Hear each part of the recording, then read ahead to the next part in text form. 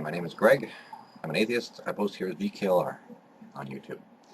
This was a reply to kris2pe, a long overdue reply, in respect to two videos he's made to me.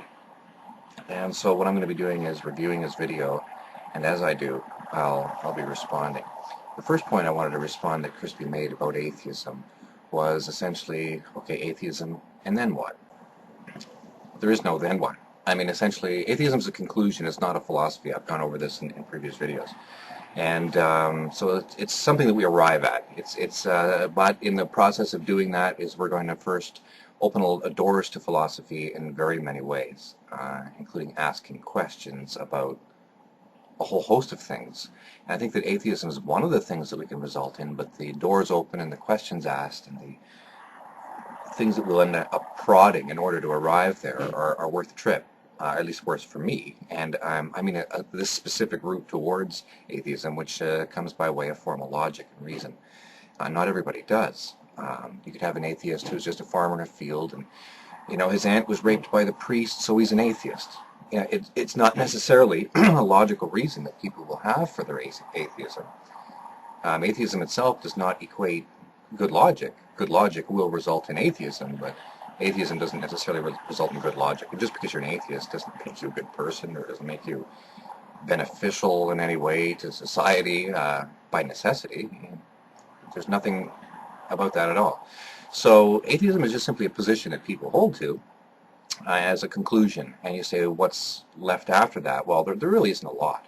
I guess there's a lot of arguments that you could propose with the premise that there's no God, and therefore so it leads to those arguments, certainly, but I can't think that atheism itself actually leads to much more.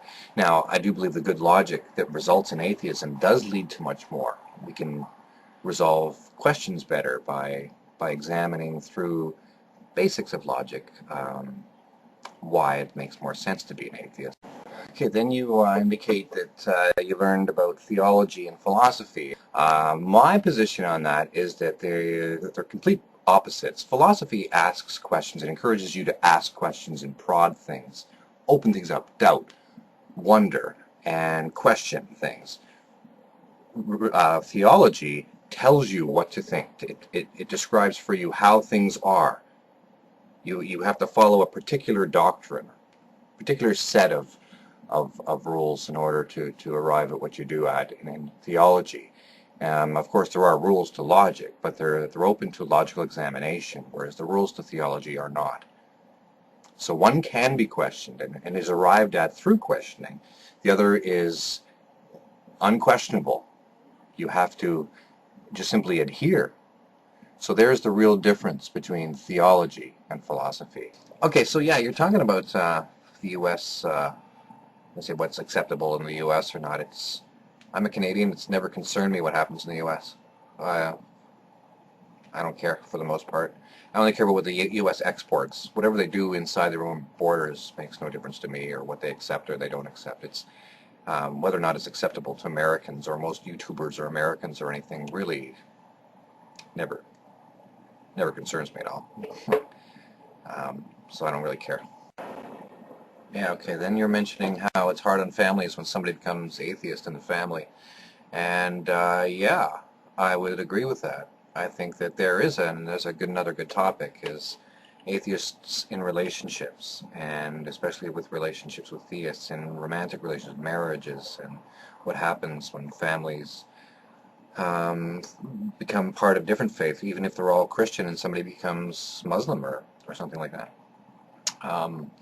These are big issues, social issues though. I mean, these aren't really philosophical issues so much, but it's a good social issue, and it's in there you're not going to find reasoning why it would be good or not good to be an atheist or Christian or Muslim.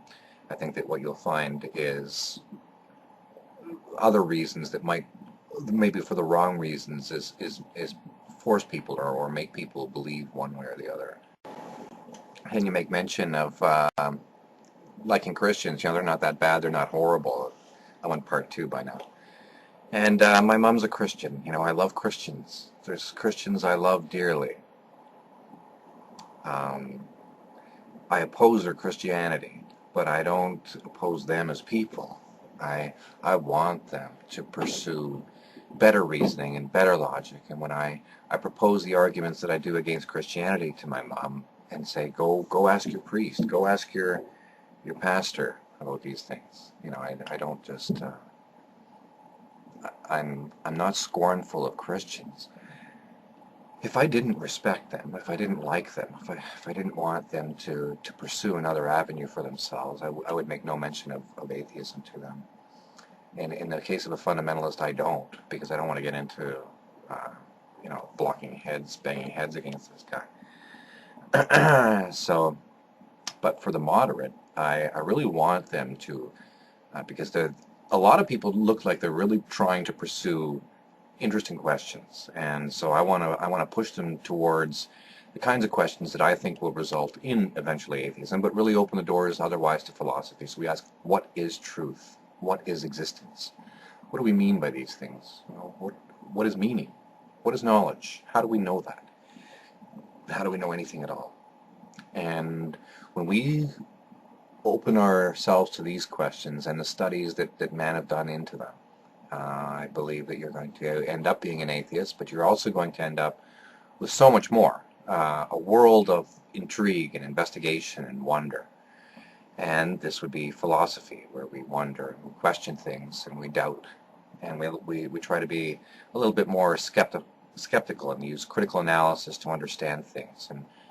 And in doing so, there's a process there that would negate the great majority of what theology stands for. So I'm hoping to encourage you to read on the kinds of people that I want to introduce to you to, more on a philosophical perspective. Most of them I think you'll find are religious people. But you would start with René Descartes. And with René Descartes, I think here is where we're going to open the door. And he's a religious person, so he wasn't deliberately trying to open this can of worms. But when he said, "I think, therefore I am," then he was able to establish that he existed. He had a method of understanding, or he thought he did, and I think the argument still stands today. I think, therefore I am. I mean, if you think, you must exist. You can't think if you don't exist. This is the premise, obviously. So this opened the door to a lot of things. This really is where modern philosophy begins. And to understand why might take some time. But the interesting elements that will come out of that will be touching on a lot of the things that you ask and talk about. For example, it may not get into the value of family so much, but it would get into, you know, the meaning of you say, what else? I mean, you ask, you know, there's atheism, and then, well, what more? Well, here we're saying, well, we're going to presume that there's no God and understand mind rather than soul. So we've got abstract existence, which is different than physical existence. We've got metaphysical existence, and we can explain it without God. And it begins with Descartes. I mean, we can move to Kant, and he talks about a priori truths, which is really describing the type of truth that's needed in order to describe an abstract object, or something that has no physical existence but does exist. And here is the case where you're going to see atheists say, well, if I can't see it or touch it, it doesn't exist. Well, these are not atheists so much as they are materialists, and certainly materialists might deny the existence of God, so they are atheists, but they're more than that. They're also denying metaphysics. So this is a problem. I mean, I allow for metaphysics, and I think that if you pursue does the number one exist? Well, it's not a physical object. Does the object truth exist? Are words physical objects? Statements, meanings, sets of numbers, are they physical objects, or are they just concepts in our mind? So what is a concept? I mean, these are interesting thoughts, but they're not atheism. And the only way that you can sort of open your door to these possibilities is by rejecting what theology says, and opening your mind to the possibilities. So this is why I think that there's a value to atheism, even if it isn't itself a philosophy, it's not itself necessarily logical, but is that if you can arrive through philosophy and through logic to atheism, then you're going to be opening the doors to a lot more things than simply atheism.